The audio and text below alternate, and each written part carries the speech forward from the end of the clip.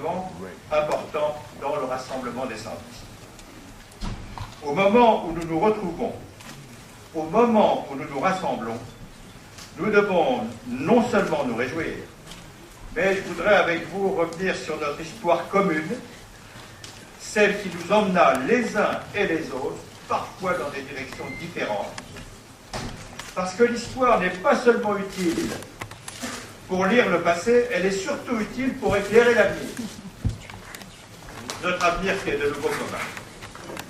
Mes chers amis, vous le savez, l'UDF est né de la volonté d'un homme, Valéry Giscard d'Estaing.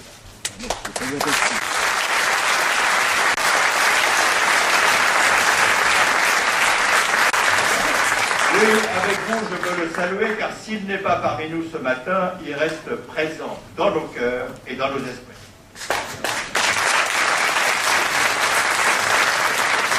Sa volonté était de rassembler les morceaux épars de la famille centriste ruinée par la division.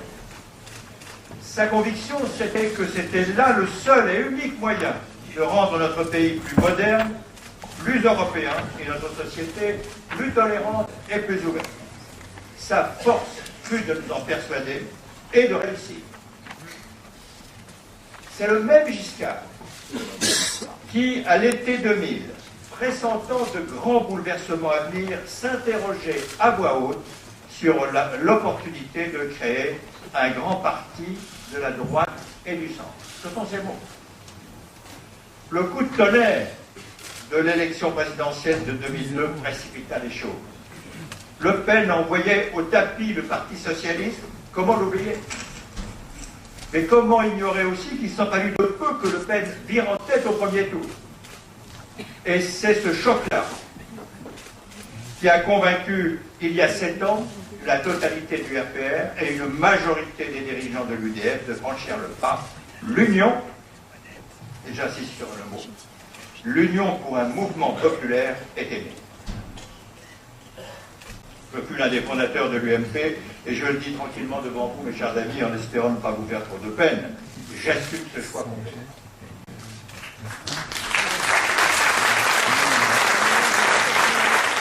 D'autres firent un choix différent, c'est parfaitement respectable et jamais je ne fus de ceux qui leur jetèrent la pierre.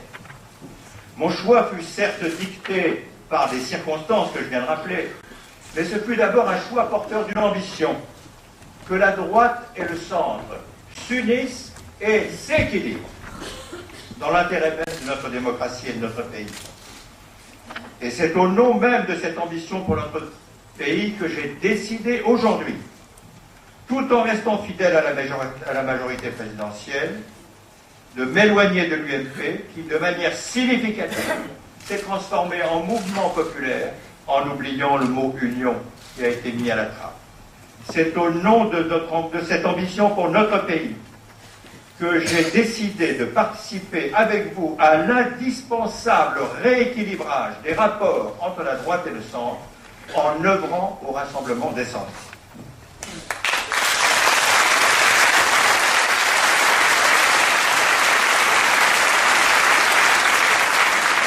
Voilà, c'est au nom de cette ambition que je suis si heureux d'être aujourd'hui avec vous. Mes chers amis, oui. Encore des gens qui veulent rejoindre. Moi, je ne sais pas trop, c'est Méhaignerie qui m'appelle.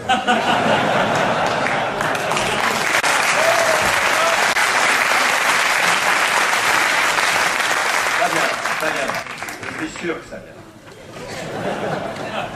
Mes chers amis, notre pays a besoin du centre. Plus que jamais besoin du centre.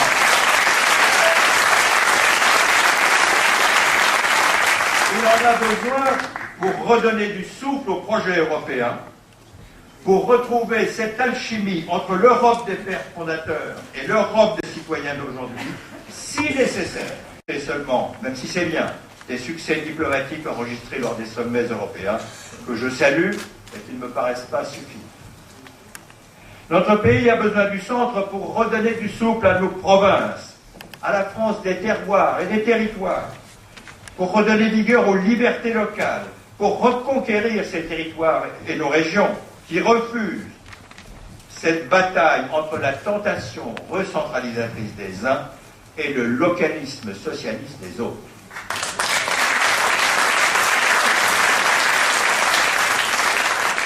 Notre pays a besoin du centre pour redonner du souffle à l'humanisme.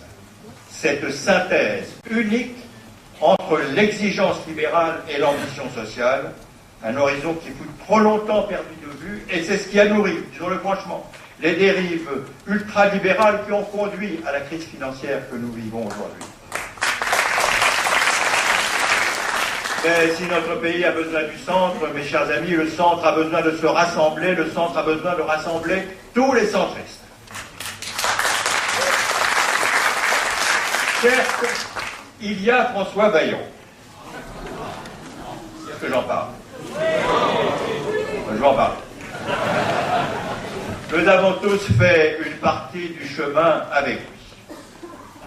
Je ne lui conteste personnellement ni son caractère, ni l'originalité de sa personnalité. C'est pas une vacherie,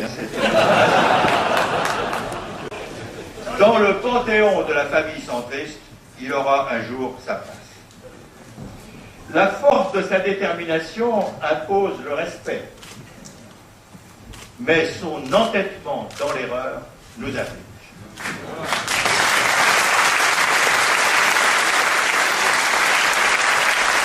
Car le choix qu'il a fait de rechercher une alliance à gauche l'éloigne chaque jour un peu plus du centre. De fait, au-delà des querelles mesquines relevant du droit des marques, qui ne m'intéressent personnellement pas du tout, François Bayrou ne saurait en aucun cas prétendre l'héritage de l'UDF, lequel relève du code génétique politique du centre.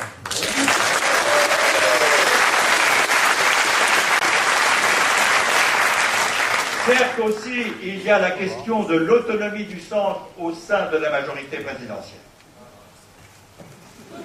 Pour moi, c'est clair. Pour vous aussi, j'ai l'impression. L'UMP étant devenue unijambiste, la majorité présidentielle doit désormais marcher sur deux jambes.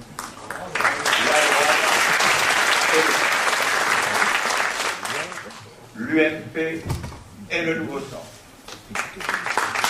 Eux et vous. Et si vous le permettez, eux et nous.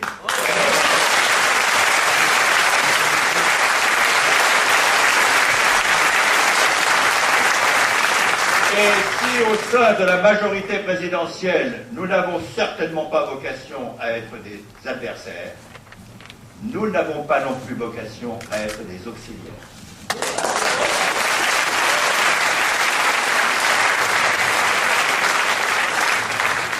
Mes chers amis, je voudrais pour finir me tourner vers Hervé Morin pour lui dire mon amitié, et pour lui dire surtout combien j'apprécie l'opiniâtreté et la subtilité dont il fait preuve à la tête du nouveau centre depuis 2 ans.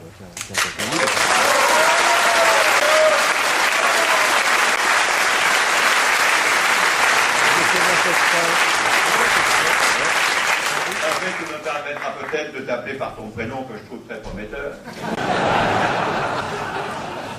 Mon cher Hervé, donc, tu as su, avec le concours déterminant de François Sauvadet, que j'espère bientôt retrouver, s'il veut bien m'accepter, au sein de son groupe. Vous avez su tenir cette ligne de l'autonomie dans la loyauté au sein de la majorité présidentielle. Et tu as su, au cours de ces 2 années, mon cher Hervé, planter les graines du rassemblement centriste.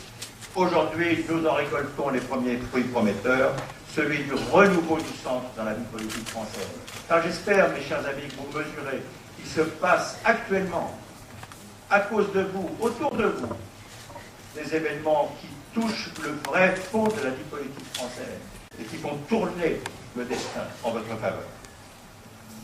J'appelle à nous rejoindre autour de toi, mon cher Hervé, celles et ceux qui se reconnaissent dans notre famille politique, qu'ils aient appartenu hier à l'UDF, qu'ils appartiennent aujourd'hui aux nouvelles générations, qu'ils aient exercé des responsabilités ou non, nous avons besoin, élus ou simples citoyens, de nous retrouver ensemble.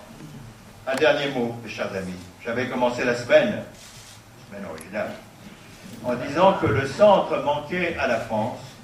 En vous regardant, je n'en doute plus, désormais la France peut compter sur le centre.